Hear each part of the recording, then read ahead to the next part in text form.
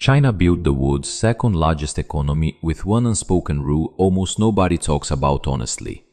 If you want access to our consumers, you leave your technology behind.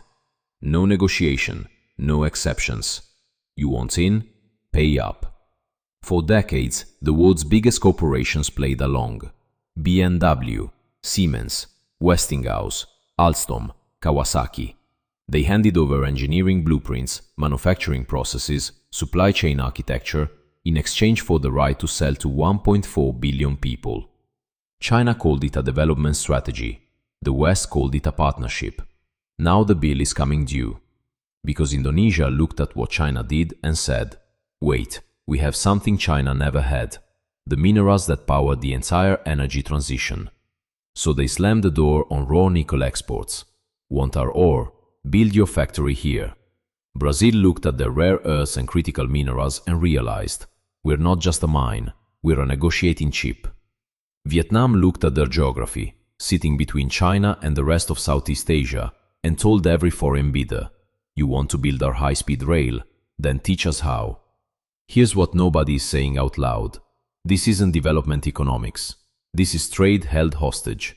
And China wrote the playbook. Let me be precise, because the mechanism matters. Market for technology is not simply buying a patent or licensing software. China assembled a complete interlocking system. Market access. You need government approval to sell here. Joint ventures. You can't operate alone. You need a Chinese partner. Equity caps. Your partner gets at least 50%. Technology transfer. Your partner needs access to your core systems. Local content rules. A required percentage of components must be made in China. Government procurement. State buyers choose domestic. Standards. China writes technical standards that favor Chinese companies. None of these individually say, give us your technology. They don't need to. The system makes it the only rational choice. The WTO's Agreement on Trade-Related Investment Measures, TRIMS, was designed to stop exactly this. But China joined the WTO in 2001, and the rules turned out to be flexible enough.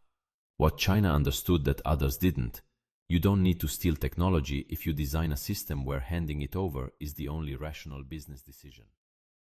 Case 1. Automobiles. For decades, any foreign automaker entering China had to form a 50-50 joint venture with a state-owned Chinese partner. BMW with Brilliance, Volkswagen with SAIC, GM with SGMW. The equity cap wasn't fully lifted until 2022. What China received wasn't just vehicles, it was platform engineering, supply chain management, quality systems, dealer network architecture, and an entire generation of trained automotive engineers. BYD is now the world's largest EV manufacturer. Connect the dots. Case 2. High-speed rail. China's high-speed network didn't emerge from nowhere. Early contracts went to Alstom, Bombardier, Siemens, and Kawasaki, each with technology transfer requirements embedded. China's official policy was import, digest, absorb, re-innovate. By 2010, China had the world's largest HSR network. By 2015, CRRC, the state-owned manufacturer that absorbed all that transferred knowledge, was winning contracts in Boston, Chicago, and Los Angeles. The students became the competition. Case 3. Wind power. China required local content from foreign wind manufacturers entering its market. The US Trade Representative challenged one subsidy program in 2011. China ended it, but by then the domestic industry was built. Chinese turbine manufacturers now dominate global rankings. Case 4. Nuclear energy. In 2007, Westinghouse won a contract for 4 AP1000 reactors in China, with technology transfer. China subsequently developed its own third-generation design, the Hualong 1, which is now being exported to Pakistan, Argentina, and the UK. Case 5. Aviation assembly. Airbus built an A320 assembly line in Tianjin in 2009. A second opened in 2025. China didn't receive jet engine technology, that remains locked, but it received large aircraft assembly processes, supply chain coordination, airworthiness management, and thousands of trained aerospace engineers. That is the foundation you need to eventually build a COMAC C919. Case 6. Robotics and Advanced Manufacturing. Merix documented how Made in China 2025 used market access as a deliberate lever, open enough to attract foreign technology, then tilt procurement and subsidies toward domestic competitors once the gap narrowed. Robotics, CNC machine tools, advanced materials. The same logic, industry after industry. Case 7. Urban rail transit. Beyond HSR, subway systems, signaling, and rolling stock followed identical trajectories. Foreign firms entered through joint ventures, transferred systems knowledge, and CRRC eventually emerged as a global low-cost competitor in precisely the markets those same foreign firms previously owned.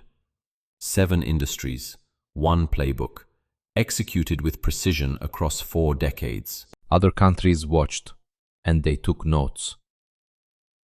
Indonesia, nickel for supply chains. Indonesia holds the world's largest nickel reserves. Nickel is the critical input for EV batteries. In 2020, Indonesia banned raw nickel ore exports entirely.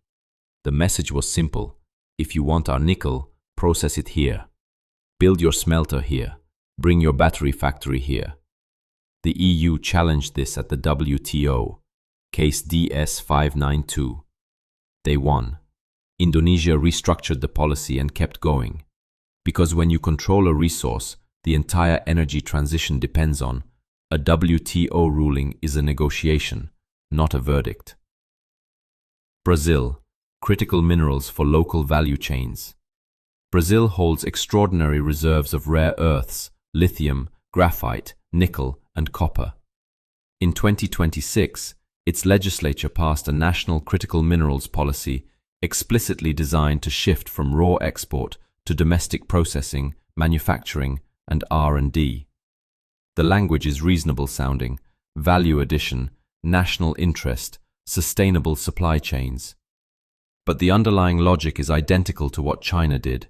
You don't access our resources without building something here. Brazil learned that a nation with resources is not just a supplier, it's a gatekeeper. Vietnam, railway lines for railway technology. Vietnam is building a $67 billion north-south high-speed rail corridor. From the beginning, technology transfer was framed as a core objective. Can Vietnam master the technology? State media Vietnamnet asked, not as a question, but as a national ambition. China is now offering financing, technical cooperation, and training packages in exchange for construction contracts. The original student is now teaching the next generation. The transmission chain is complete. The WTO system rests on 3 pillars: non-discrimination, predictability, and rules-based access. What Market for Technology does in every country that adopts it is replace rules with leverage. Instead of, here are the terms under which anyone may trade, it becomes, here are the terms I'm setting for you, specifically because I can. When every major economy finds creative ways to enforce local content requirements on minerals, railways, and energy, through bans, procurement rules, or regulatory barriers, the rules become suggestions. Short-term, these policies can produce industrial capacity. Long-term, they produce inefficiency, overcapacity, price distortion, and innovation stagnation. Brazil's automobile sector is the cautionary tale. World Bank research found decades of protection and local content requirements produced low productivity, weak export performance, high consumer prices, and limited global competitiveness. Protection builds factories. It doesn't build excellence.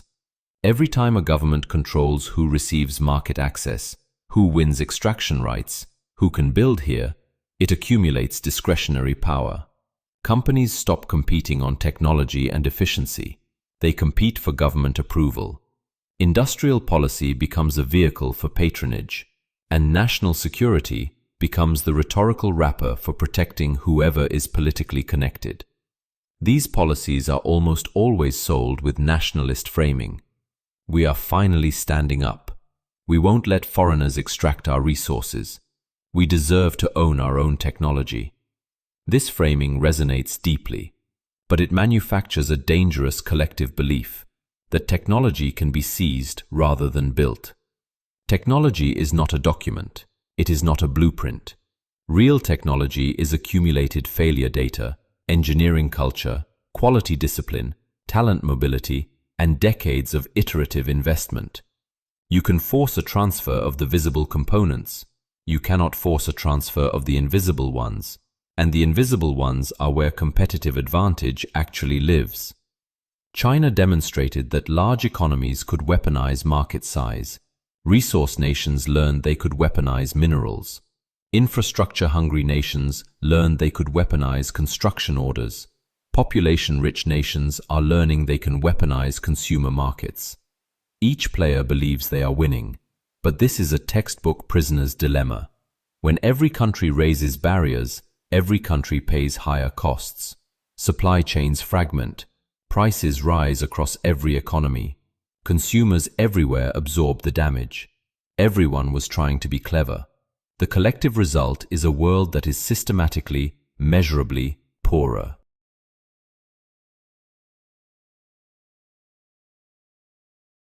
Let me be clear before I finish. This is not an argument that developing countries shouldn't develop. This is not nostalgia for a free trade system that was never fully fair. This is not a defense of foreign companies that extracted profits without building anything local. Here is the actual argument. There is a difference between building an industry and holding the world hostage. You can invest in education, R&D, infrastructure, and domestic capability, and compete on merit. Or you can structure every trade interaction as a shakedown. Give us your technology, your factory, your jobs, or you get nothing. One of those builds something real. The other just redistributes leverage. China was not the first country to restrict trade, but China was the first country to integrate market access, joint ventures, technology transfer, local content, standards, and procurement into a unified national strategy, and scale it simultaneously across every strategic industry for 4 decades. And now, from Jakarta to Brasilia to Hanoi, that template is being adapted and deployed. The world didn't just trade with China, it went to school there. The lesson it learned: if you control something the world wants, market, minerals, geography, infrastructure, don't trade it, weaponize it. Market for technology was clever in the short term. In the long term, it taught the world to convert trade into coercion. And a world built on coercion isn't a trading system. It's a hostage situation where everyone is holding someone else at gunpoint. The next time someone tells you globalization is dying, ask them who killed it. Then follow the playbook back to its source. Let me be clear before I finish. This is not an argument that developing countries shouldn't develop. This is not nostalgia for a free trade system that was never fully fair. This is not a defense of foreign companies that extracted profits without building anything local. Here is the actual argument. There is a difference between building an industry and holding the world hostage. You can invest in education, R&D, infrastructure, and domestic capability, and compete on merit. Or you can structure every trade interaction as a shakedown. Give us your technology, your factory, your jobs, or you get nothing. One of those builds something real. The other just redistributes leverage. China was not the first country to restrict trade, but China was the first country to integrate market access, joint ventures, technology transfer, local content, standards, and procurement into a unified national strategy, and scale it simultaneously across every strategic industry for 4 decades. And now, from Jakarta to Brasilia to Hanoi, that template is being adapted and deployed. The world didn't just trade with China, it went to school there. The lesson it learned: if you control something the world wants, market, minerals, geography, infrastructure, don't trade it, weaponize it. Market for technology was clever in the short term. In the long term, it taught the world to convert trade into coercion. And a world built on coercion isn't a trading system.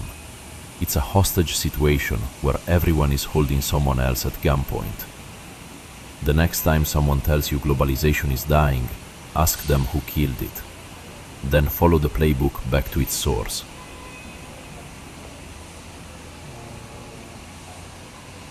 Shane.